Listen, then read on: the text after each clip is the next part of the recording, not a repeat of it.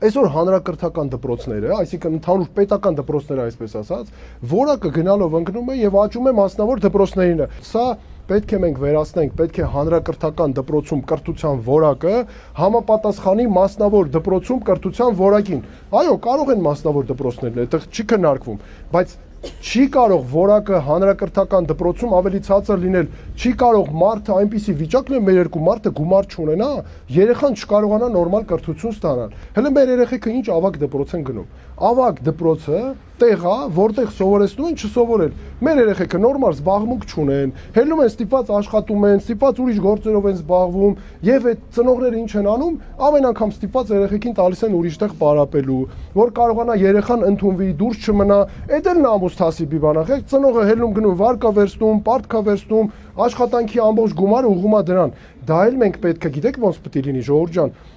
դպրոցից բուհ, այսինքն համալսարան նախապատրաստությունը պետքա պետությունը այնպես մենք կազմակերպենք, որ ծնողի հույսին եւ ծնողը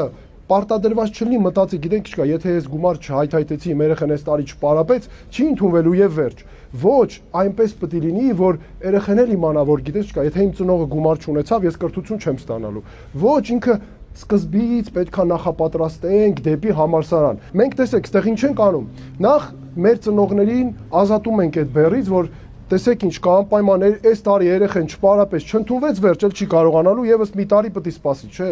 Երեխան գիտի, որ ինքը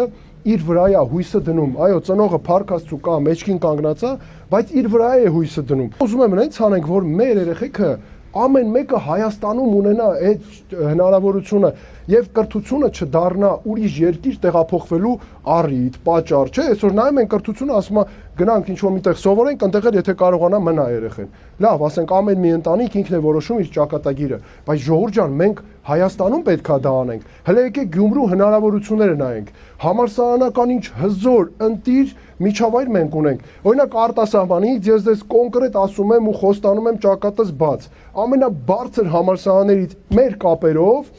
մեր թիմում շատ կան, որ ավարտել են ամենաբարձրակարգ համալսարանները։ Գյումրի բերենք ամենախոշոր համալսարանների մասնաճյուղերը, դասախոսներով։